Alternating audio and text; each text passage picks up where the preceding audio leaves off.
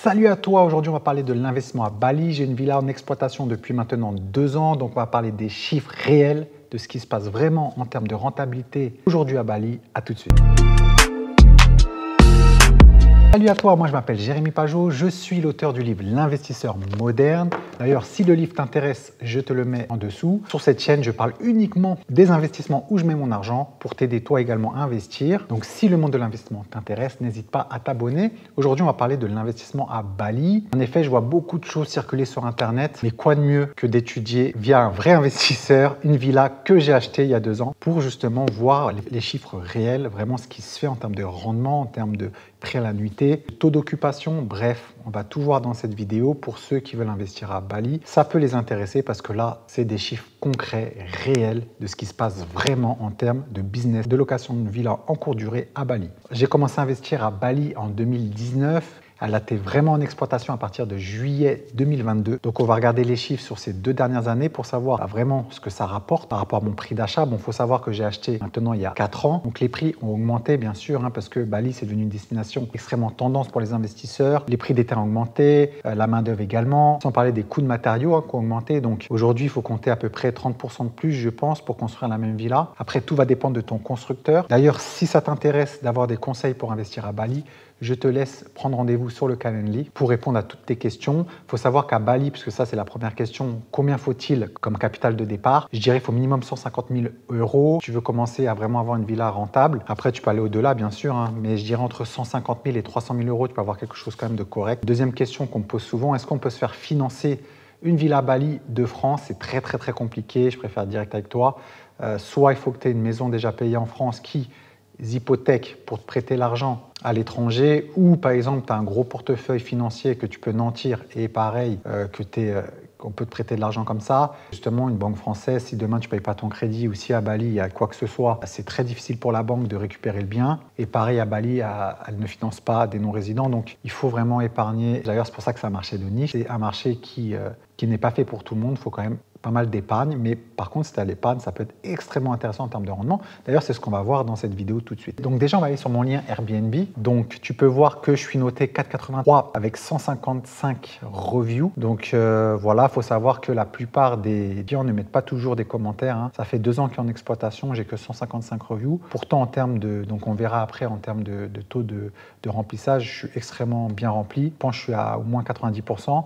Mais voilà, les gens ne mettent pas tout le temps des commentaires. Donc d'ailleurs, quand on regarde les commentaires, j'ai pas mal de 5 étoiles. Bon, c'est souvent des gens un peu partout. Voilà, on a des gens de Californie, là on a une Chinoise. On a souvent, en fait, c'est des gens du monde entier. C'est pour ça que le marché à Bali est extrêmement intéressant. Et d'ailleurs, c'est pour ça que j'ai investi à Bali. C'est parce que c'est un marché international. Il y a des gens du monde entier qui viennent sur Bali. C'est une destination, c'est devenu une marque incontournable. Tu peux demander à quelqu'un qui vit aux États-Unis, comme quelqu'un en Australie ou, je sais pas, en Europe. Tout le monde connaît Bali ou du moins c'est devenu une marque. Et c'est pour ça que c'est un marché intéressant. J'aime bien investir dans des endroits. D'ailleurs, c'est pour ça que je te mets le lien. J'ai investi à Dubaï dernièrement. C'est parce que c'est devenu des marques. Et généralement, sur des marchés, des pays ou des villes qui sont devenus des marques, le marché immobilier se porte souvent assez bien. Donc là, on va regarder rapidement les photos. Comme ça, tu peux voir le type de villa dans lequel j'ai construit. Alors, reste bien jusqu'à la fin de la vidéo. Comme ça, je te dirai le prix de cette villa que j'ai payée. Donc là, on peut voir que c'est une villa, on va dire, assez cosy, je trouve. Donc voilà, belle salle de bain,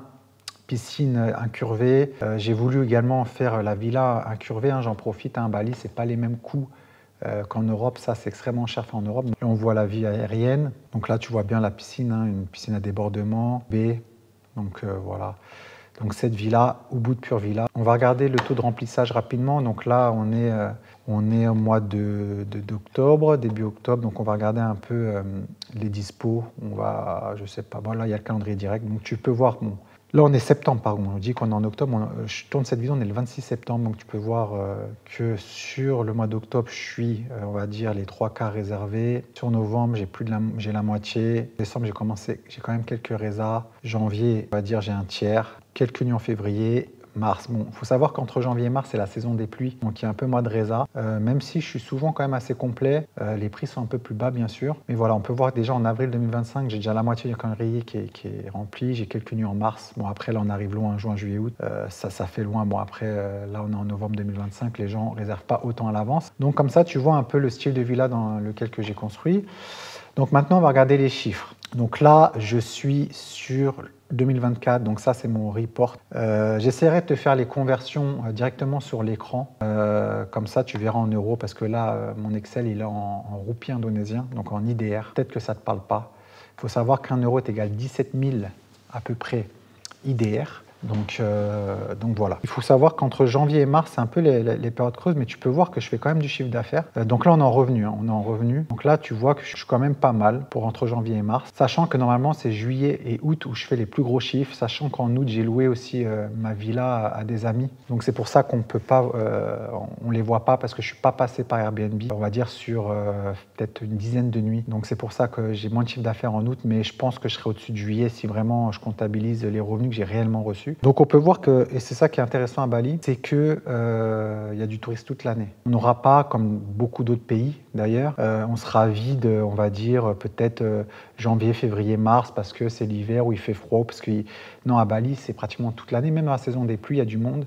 Donc même s'il y a moins de monde, il y a quand même des réservations. Ce n'est pas un marché de saisonnalité, c'est vraiment un marché toute l'année. Et ça, c'est un gros point positif. Ça, c'est toutes mes dépenses, d'accord? Et là, on va regarder, donc ça, c'est mes dépenses parce que voilà, j'ai des frais, donc il y a les salaires des gens qui s'occupent de la villa, Internet, voilà, électricité, tout ce qui est fourniture, bon, c'est en anglais, tout ce qui est maintenance. Donc ça va dépendre des mois. Après, il y a des mois aussi, des fois, je demande à la conciergerie, voilà, j'aimerais bien refaire ça, ou par exemple là j'avais un peu d'humidité sur le bois, je leur ai demandé de faire un peu le bois. Ça va dépendre des mois. Et là on est en total profit. Donc sur l'année on est à 420 millions. Je mets en euros combien ça fait. Comme ça tu peux voir à peu près combien ça m'a rapporté depuis le début de l'année 2024. Maintenant on va regarder combien ça m'a rapporté depuis que la villa je l'ai. Il faut savoir que ma villa je l'ai acheté 182 000 euros. D'accord, c'est une 2 chambres. Aujourd'hui je pense que si tu veux acheter le même type de villa, il faut compter 260, peut-être 100 000 euros de plus. Après peut-être que je me trompais, ça va dépendre du constructeur que tu vas choisir. Tu peux trouver moins cher. N'hésite pas, si tu veux un conseil sur comment construire à Bali, de réserver un rendez-vous Calendly. Voilà, à l'époque, je l'avais payé 182 000 euros. Donc ça veut dire que j'ai cumulé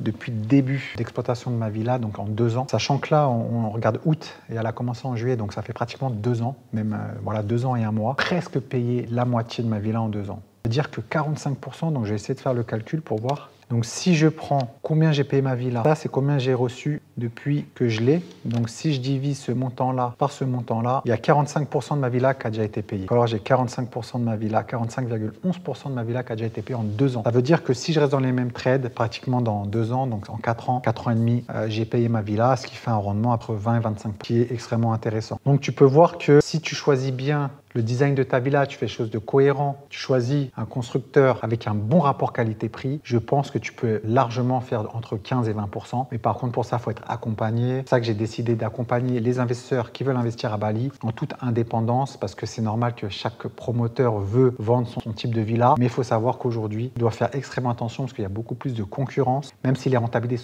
sont extrêmement bonnes, comme tu l'as compris, il y a quand même une barrière à l'entrée. Il faut du cash, mais l'investissement à Bali reste quand même rentable. Il faut savoir que moi, parce que le terrain ne nous appartient pas qu'on investit à Bali, on le loue. Donc moi, je l'ai loué sur 30 ans, sachant que je suis en train de négocier pour l'allonger de plus 20 ans, donc pour 50 ans, ce qui est largement suffisant, surtout si tu payes ta villa en 5 ans, même si tu la payes en 6 ans. Imaginons que tu as ton terrain sur 30 ans, ta villa, tu la payes au moins 5 fois, donc c'est extrêmement intéressant. Je sais que ça peut rebuter certains investisseurs de savoir qu'on n'est pas propriétaire des terres, mais ça se fait dans pas mal de pays, à Londres par exemple. Mais en tout cas, l'objectif d'un investisseur, c'est de calculer son rendement annuel. Et le fait d'avoir des rendements comme ça ne me dérange pas d'avoir le terrain sur 30 ans. De toute façon, moi, tous mes biens immobiliers que j'ai achetés, je les ai jamais gardés autant. Et le fait que même tu peux négocier et étendre jusqu'à 50 ans, te laisse largement le temps de rentabiliser ta villa, même d'en faire profiter tes enfants plus tard. Donc là, tu as vraiment les chiffres réels. Dis-moi en commentaire si tu veux que je fasse ce type de vidéo chaque semestre. Comme ça, tu verras un peu la rentabilité de cette villa. Sachant que je suis en train d'en construire une deuxième. Donc là, je fais une 4 chambres. D'ailleurs, abonne-toi à cette chaîne puisque je vais présenter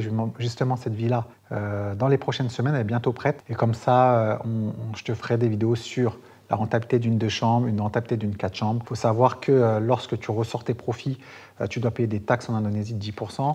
Moi, je préfère justement laisser dans la société et réinvestir mes profits parce que c'est extrêmement rentable et parce que les loyers de cette villa, c'est pas avec ça que je vis. Je préfère faire grossir mon patrimoine à l'étranger pour l'instant. En tout cas, j'espère que cette vidéo t'a plu. J'espère qu'au moins tu comprends que Bali, c'est quand même rentable. Il n'y a pas des rentabilités de 50% comme je peux le voir parfois sur Internet. C'est des rentabilités qui sont extrêmement intéressantes. C'est pour ça que je pense pour ceux qui ont du cash et qui veulent justement des revenus passifs, c'est une très bonne solution d'investir à Bali aujourd'hui. Il faut juste faire attention avec qui construire, trouver également le bon emplacement. Bref, il y a plein de petites subtilités pour avoir de bonnes rentabilités pour investir à Bali. En tout cas, j'espère que cette vidéo t'a plu. Je te dis à la prochaine vidéo. Ciao!